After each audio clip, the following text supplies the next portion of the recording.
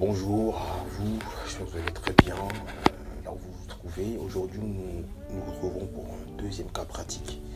Alors aujourd'hui, le thème qui sera abordé dans ce podcast tournera autour du sujet effectivement de la tromperie, mais pas dans sa phase charnelle, mais dans sa phase, disons, un petit peu plus subtile, c'est-à-dire la fourberie. Alors ici, on va parler effectivement d'un couple. Il y a un monsieur, le monsieur qui m'a envoyé effectivement un message via mon compte email que je laisserai très bientôt, que je vais vous permettre aussi, dont vous bénéficierez pour m'apporter aussi vos histoires et je pourrai aussi donner mon avis et vous aiguiller sur ce que je pense de votre situation.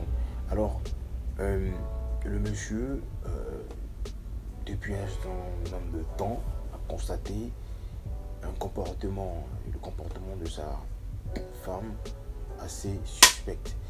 C'est-à-dire, il avait affaire à une femme, c'était une copine de longue date, disons une longue relation. Donc, il a affaire à une femme qui l'empêche, à chaque fois qu'il l'empêche de pouvoir avoir accès à son téléphone.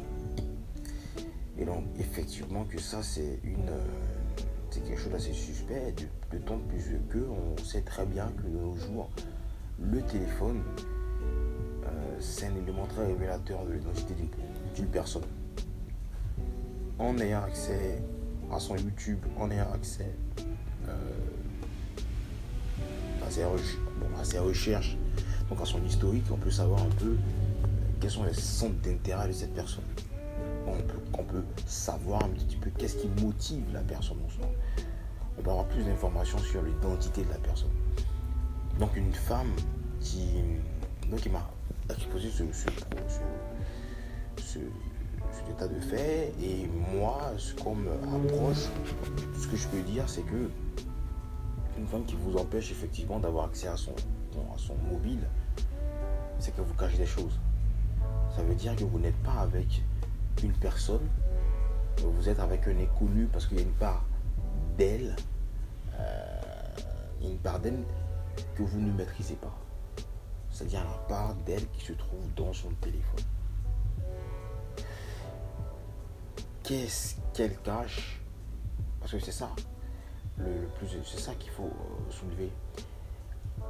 La femme ne vous empêchera pas d'avoir accès à son téléphone juste comme ça. C'est qu'il y a des éléments. Même vous, si vous empêchez à votre copine d'avoir accès à votre téléphone, c'est que vous lui cachez des choses qui pourraient compromettre l'intégrité de votre relation. Et donc, est-ce que tu as envie de continuer une relation avec une personne qui te cache des aspects de sa vie sans explication? Est-ce que tu as envie d'être avec une personne qui fait manque criard de transparence? Parce que là, c'est ce qui est en train de se passer. Elle se refuse l'exercice de la transparence, qui est un des critères fondamentaux, cardinal, pour définir effectivement le bon cours d'une relation. Donc elle s'empêche quelque chose d'assez important: la transparence et la fiabilité. Elle vous cache des trucs dans son téléphone, parce que ce qu'il faut comprendre, c'est que on n'a pas affaire ici au mec qui est un peu en manque de sûreté, qui est je dirais en tout cas qui n'a pas de vie, qui épie sa femme, qui épie ses proches à chaque fois pour essayer de savoir ce qu'ils font. Non, parce que lui-même étant porté vers l'extérieur plutôt que de se porter un minimum sur lui et sur ses objectifs. Non, je ne fais pas référence à ce genre de personnes. Je fais référence au genre de personnes qui, par exemple, devaient recevoir un appel sur le téléphone de leur copine, et bien après avoir passé cet appel, se rend compte que subitement leur copine pressée de récupérer le téléphone, tu vois ce genre de truc là. Tu finis de discuter, et là où son téléphone sonne, tu t'approches et elle retire le téléphone. Il y a quelque chose. Et dans ce cas de figure, là, vu que tu es déjà engagé dans quelque chose. Et dans quelque chose qui te semble être bénéfique. Et tu as du sexe, tu as de la nourriture, tu as de l'attention, tu as une preuve sociale. Et donc, naturellement, tu minimises le fait qu'elle puisse être déloyale. Tu préfères voir le verre à moitié plein que le verre à moitié vide.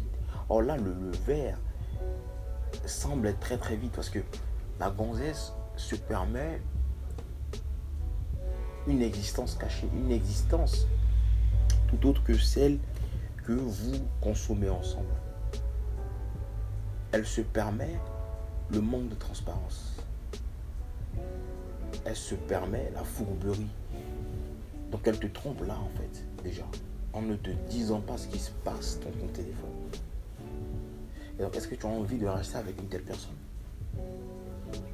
Est-ce que tu as envie de rester avec une personne qui te cache des trucs? Ça ne te servira à rien de lui poser des questions, mais pourquoi non? Elle va toujours trouver une excuse. Elle te dira non, je vais te faire une surprise pour un anniversaire. Je vais te faire un cadeau, nanana. La date qui n'arrive, la date fatidique qui n'arrive jamais. En réalité, elle sait qu'il y a des éléments compromettants dans son téléphone qu'elle s'empêche de montrer, qu'elle veut, qu'elle fait corps et âme pour ne pas que tu saches.